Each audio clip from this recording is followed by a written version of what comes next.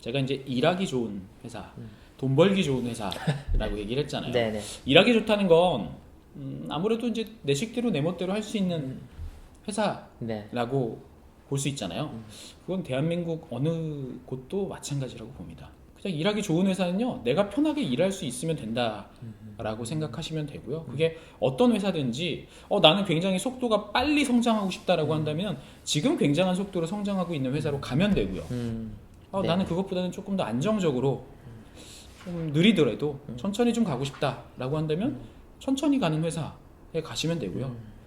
그리고 내가 갖고 있는 어떤 직무적인 커리어를 봤었을 때 그걸 계속 이어나갈 수 있는 회사에 가시면 그러면 그냥 일하기 좋은 회사가 아닌가. 돈하고는 상관이 없이. 네네. 그러면 이제 돈 벌기 좋은 회사는 어디냐? 대기업이죠. 네. 보통 대기업에 대해서 이런 생각들을 많이 하시는데요. 일을 배울 수 있다. 네. 일을 못 배웁니다. 네. 일은 못 배웁니다. 왜 못 배울까요? 너무 어떤 일종의 부속처럼 딱 본인 일만 해서 그런 건가요? 네. 다른 사람이 무슨 일을 하는지에 대해서 신경 쓸 수 있을 만한 겨를이 없을 정도로 바쁩니다. 우리나라의 전반적인 그 사람이나 일 관리 부분에 있어서는 삼성이 최고거든요. 네. 예. 그래서 돈 벌기 좋은 회사는 삼성입니다. 네. 뭔가 다음 스텝을 갖다가 넘어가는 데 있어서 그 일종의 버프 같은 걸 받고 싶다라고 한다면 삼성 가셔라 라고 말씀드립니다. 네. 예. 대신에 경력직으로 삼성 가는 건 서울대 가는 것보다 더 어렵다. 리더가 네. 그 회사의 리더가 자기가 갖고 있을 법한 모든 권한들을 다 내려놓고요. 그게 전제 조건입니다. 그게 첫 번째 전제 조건. 그리고 두 번째는요. 포함된 시장이 크든 작든 간에 네. 과점 이상을 갖다가 차지하고 있을 때예요.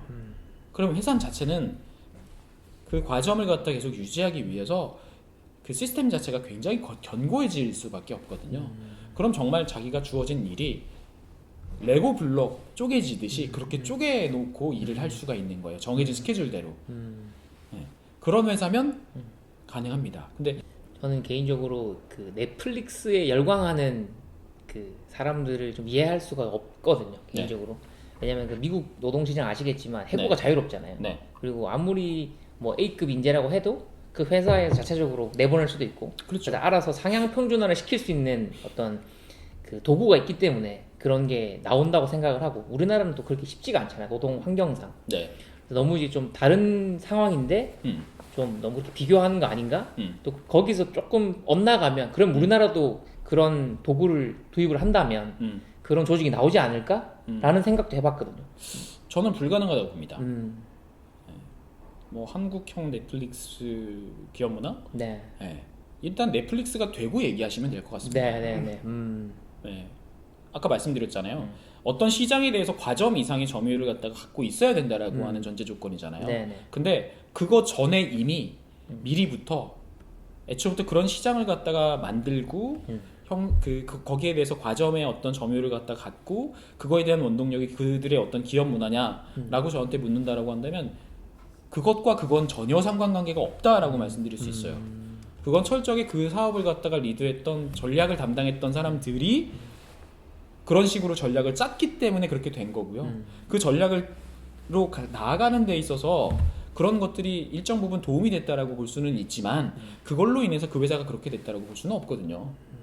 그래서 스타트업 하시는 분들이나 특히나 회사를 리드하시는 분들, 그리고 중간 관리자 입장에서, 팀장 입장에서 뭔가 작지만 어떤 조직을 갖다가 이끄시는 분들의 고민들이 그런 쪽으로 가는 거예요. 뭔가 문화적으로 뭔가 좀 성숙되고 뭐 님자 붙이면 조금 더 수평적일 것 같고. 네. 그래서 넷플릭스와 관련된 여러 가지 아티클이나 뭐 책들이나 이런 것들 많이 보고 막 찬양하고 막 이렇게 네. 하잖아요. 그러면 넷플릭스를 가든가 아니면 넷플릭스를 만들든가.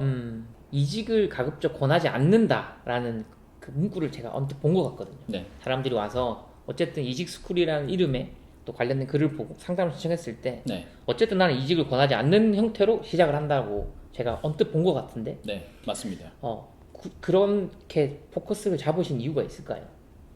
그래도 사실 이것도 일종의 사업적인 관점으로 보면 어쨌든 진행이 돼야 또 다음 또 미팅이 또 있고 수익화할 수 있을 거라고 이제 단순한 생각이 드는데 네. 다짜고짜 그만두지 말라고 얘기를 하는 겁니다. 대책이 있고 자기 상황이나 자기 환경에 맞게끔 자기 앞으로의 어떤 미래 계획에 맞춰서 회사를 그만두고 또 회사를 들어가고 이렇게 해야 되는 건데 뭔가 감정적으로 굉장히 격앙돼 있는 상태에서 저를 만나는 경우가 많아요. 그래서 회사에서 겪는 어떤 불합리함, 네. 부조리함 이런 것들 때문에 못 참고 좀 당장 그만두고 싶어요 라고 하는데 그럼 대책이 있냐고요. 그런 차원에서 이직을 도와드리지 않습니다. 예? 이직과 관련된 전체적인 가이드라인을 제시하는 것 뿐입니다. 당신한테 맞춰서 이렇게 얘기를 해드리는 겁니다. 결국에는 자기 분석이 1번인 것 같더라고. 내가 어떤 사람인가. 그렇죠. 근데 참 그거를 명쾌하게 제가 설명하기가 힘든데 네. 이직 스쿨 운영하시는 분 입장에서는 네. 자기 분석을 어떤 직장인으로 좀 할 수 있는 방법이라든지 루틴이라든지 이런 게 좀 있을까요? 하지 말라고 하는 것들을 말씀드리는 게 맞을 것 같아요. 네. 예. MBTI 하지 마세요. 예, 그런 거 하는 거 아닙니다. 네. 예, 혈액형 같은 겁니다. 네. 예, A형이라고 다 소심하지 네, 않아요. 네. 저 무슨 형 같나요? 저는 AB형 같은데. 네, 저 A형입니다. 전혀 관련성이 없어요. 네. 예, 마찬가지입니다. 네. 뭐 ENFP니 ENFJ니 뭐 네. 이런 얘기 하잖아요. 그냥 참고사항인 것 뿐이지 재미로 보는 거지 네. 사주팔자 같은 겁니다. 네. 제가 이제 권장해 드리는 건 과거서부터 현재까지 내가 어떻게 살았는지를 먼저 되돌아보는 게 맞는데요. 그걸 약간의 참회, 자책 이런 시선으로 보지 말라고 말씀드리거든요. 그냥 단순하게 내가 갖고 있는 기호나 취향이 어느 측면으로 가 있는 것인지 내가 갖고 있는 일상의 면과 일하는 면을 봤었을 때 이 사이에 어떤 공통점들이 뭐가 있는 것인지 이런 것들을 좀 내 과거서부터 현재까지의 경험을 바탕으로 해서 정리해 보라고 하거든요. 그래서 제가 저를 처음 만나면 처음에 상담을 시작을 하고 물론 이제 돈을 받고 합니다만 시작을 하면 제가 처음에 내드리는 과제가 있어요. 그래서 5가지를 써오라고 해요. 좋아하는 것, 관심 있는 것, 잘 알거나 잘 하는 것, 그리고 이상형, 그리고 이제 이거는 이제 과거서부터 현재까지의 내 경험치를 갖다가 이렇게 분류해가지고 적는 겁니다. 근데 이상형은 사실은 내 과거의 경험을 바탕으로 해서 앞으로 만나고 싶은 또는 내가 되고 싶은 이런 것들이잖아요. 그래서 미래와 관련된 것들을 마지막에 묻습니다. 그래서 앞으로 어떻게 살고 싶은가. 그래서 이 5가지를 가지고서 당신이 어떤 생각을 갖고서 어떤 삶을 살아왔고 앞으로 어떤 삶을 살기를 꿈꾸는지에 대해서 제가 정리해드려요. 여기서부터 모든 일들이 출발을 합니다. 왜냐면 일을 좋아할 수는 없어요. 일 좋아하세요? 일에 따라 다르긴 한데. 맞아요. 네. 그 말이 맞아요. 일에 따라 다르다라고 하는 건 결국 내가 어떤 일을 하느냐에 따라서 그 일로부터 내가 얻고자 하는 바를 얻을 수 있는가 없는가에 따라서 그걸 내가 얼마만큼 관리하고 통제할 수 있는가에 따라서 다 다른 거다라고 생각을 하거든요. 뭐 일에 대한 보람, 성취, 일로부터 느끼는 어떤 행복. 근데 그런 것들이 굉장히 순간적으로 지나가요. 근데 그걸 내가 모르고 그냥 지나간다는 거죠. 근데 그걸 알면 어떤 현상이 벌어지냐면 반복할 수 있고 반복하려고 해요. 그거를 캐치하기 위해서 어떤 뭔가를 해야 된다는 거네요. 그렇죠. 그걸 하기 위해서 이제 이 5가지를 묻는 거예요. 당신이 지금 하고 있는 일, 그리고 당신이 지나왔던 어떤 커리어를 봤었을 때 당신의 성향이나 성격하고 이런 부분에서는 맞고 이런 부분에서는 안 맞습니다라고 얘기를 해드리는 거죠. 그렇게 해야 네. 자기 분석이 될 수 있는 거니까요. 그럼 영왕님은 보시기에 이제 그 분이 좀 태생적으로 타고난 게 있을 거 아니에요? 타고나서 좋아하는 게 있을 거고 네. 사회생활을 하면서 네. 좀 뭔가 변화가 됐거나 네. 거기서 길러진 것들이 있을 후천적인 게 있을 텐데 네. 그래도 일을 앞으로 본인이 이제 선택을 해서 이직을 하고 커리어 이어나갈 때 어떤 게 더 중요하신 것 같으세요? 타고난 그냥 하고 싶은 대로 가는 게 맞는 건지. 타고난 거는 고려하지 않습니다. 전 점쟁이가 아닙니다. 네. 알 수가 없어요. 네. 그 사람이 갖고 있는 어떤 기질에 대해서 파악하려면 처음 만나고 2번째 만나서 그 사람의 어떤 기질을 파악한다? 이건 불가능한 거고 네. 보다 보면 그런 것들이 보이는데 그건 정말 나중에 중요하다라고 생각하는 거고요. 오로지 후천적인 경험을 바탕으로 해서 그것들 중에서 앞으로도 계속 반복하고 싶거나 또는 그 반복한다라고 하는 건 그건 더 잘하고 싶다라는 하는 어떤 욕구나 욕망이 담겨 있는 거잖아요. 그 욕구나 욕망들을 갖다가 찾아서 당신이 진짜 원하는 건 이겁니다라고 정리를 해드리는 거죠. 근데 그걸 이뤄가는 과정에서 자연스럽게 회사는 옮겨진다라고 저는 이렇게 보거든요. 근데 그걸 내가 원하는 걸 모르고 단순히 여기서 이쪽으로 옮기면 연봉이 얼마만큼 오른대, 그것만 생각하고 만약에 연봉을 점프업을 해서 옮긴다, 굉장한 큰 낭패를 겪을 수 있습니다. 다시 이 자리로는 못 돌아와요. 그러면 아예 리셋하거나 그렇죠. 뭐 제로 세팅이나 이런 것들을 할 수가 없기 때문에 다시 우리가 20살로 돌아갈 수 없는 것처럼 그렇죠. 계속 가야 되는 거잖아요. 그렇기 때문에 처음에 방향성을 좀 제대로 잡는 게 중요하다라고 해서 처음에 만나서 그것부터 먼저 잘 정비를 합니다. 상담을 받으러 오는 사람들이 네. 그 길이 잘 닦여 온 사람들보다는 되게 좌충우돌을 해서 하다 보니 고민이 생겨서 오는 경우가 더 많지 않나요? 그렇죠. 더 네. 많죠. 그런 것들을 좀 바로잡는 일들이 굉장히 좀 시간이 걸리겠네요. 그렇죠. 과거를 파악을 하고 네. 관련된 뭐 당신의 좀 기질을 좀 파악을 해서 이렇게 가자. 네. 그랬을 때 어떤 그분들이 그걸 좀 납득을 하는 편인가요? 아니면은 이게 좀 그게 잘 안 된다라든지. 용납을 못 하시는 분들은요. 네. 네. 못 받아들이는 거예요. 인정을 네네. 못 하는 거예요. 그러니까 제가 무작정 안정적인 선택들로 가이드를 드리는 게 아니에요. 그것 말고 그거보다 더 위험하지만 더 스펙타클하고 더 다이내믹한, 더 재미있는 것들도 있을 수 있거든요. 근데 그런 부분에 대해서는 뭐 일종의 사이드 프로젝트 같은 것들로 한번 체험을 해보시라 라고 하는 거고요. 근데 막상 해봤는데 답이 안 나오고 뭔가 내가 좀 좋아지거나 나아지고 있다라고 하는 느낌이 없게 되면 그건 나한테 맞는 게 아닙니다. 그렇게 됐었을 때는 당연히 내가 그동안에 걸어왔던 길에 이음새를 갖다가 혹은 필요하다라면 어떤 부분에 대한 브릿지를 집어넣어서 자연스럽게 또는 스무스하게 넘어갈 수 있도록 만들어 드리는 거죠. 제가 예전에 한 회사를 다닐 때 너무 조직이랑 저랑 안 맞아가지고 심리 상담을 받았던 적이 있어요. 네. 한참. 그래서 그때 받고 좀 좋아졌었는데 그때 느낀 게 오늘 이제 상담을 하면 오늘 인터뷰를 하면서 느꼈던 기분이랑 비슷하거든요. 네. 왜냐하면 직장 생활을 하면서 꼭 내가 이직이나 퇴사를 고려하지 않더라도 네. 이런 식으로 중간중간에 본인의 커리어 패스라든지 앞으로 일들을 좀 잡아주는 어떤 기회 이런 것들이 좀 많아지면 좋겠는데 이제 아무래도 이직 스쿨 이런 쪽이 좀 더 많아져야 된다라는 생각도 좀 들고 네. 아무래도 앞으로 이직 스쿨을 좀 이렇게 발전시키고 싶다. 계속 1인 컨설턴트로 활동하실 계획이신지 아니면 조금 더 이게 사이트를 키운다든지 이런 생각도 있으신 건지. 그런 생각은 늘 갖고 있고요. 네네. 플랫폼을 만들겠다라고 하는 생각은 아직도 계속 유효하고요. 네. 그래서 이직스쿨을 처음에 만들 때 뭐 믿으실지 모르겠지만 네네. 30년짜리 계획을 세워놨어요. 지금 그대로 가고 있는 거예요.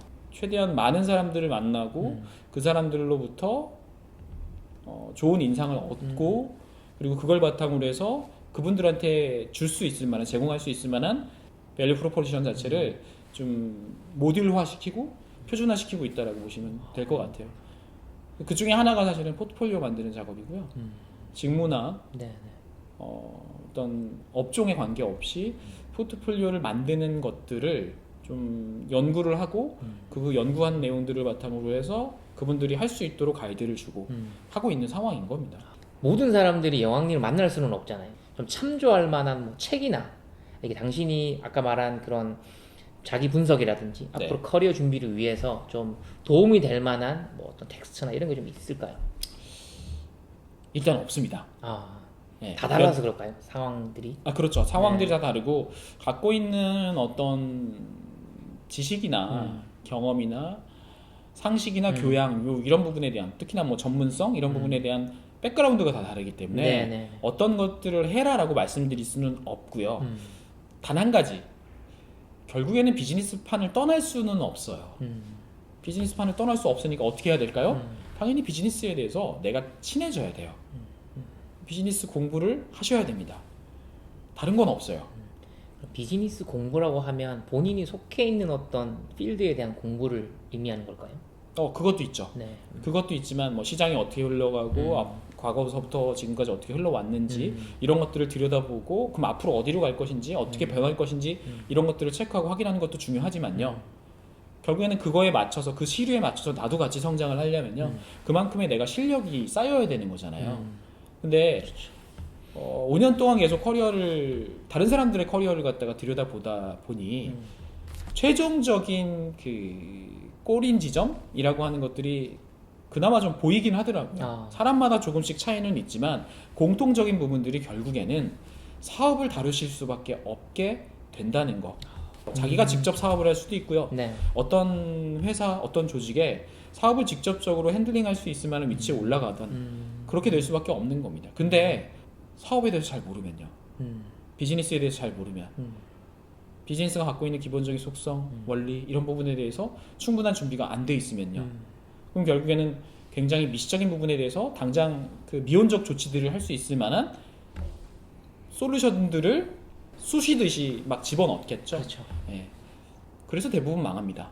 그래서 망하지 않기 위해서는 자기 커리어가 망하지 않기 위해서 또는 자기가 몸담은 조직이 망하지 않기 위해서는 저는 치열하게 모든 직무에 해당하시는 분들이 비즈니스에 대해서 공부를 해야 된다라고 말씀드리는 편이에요.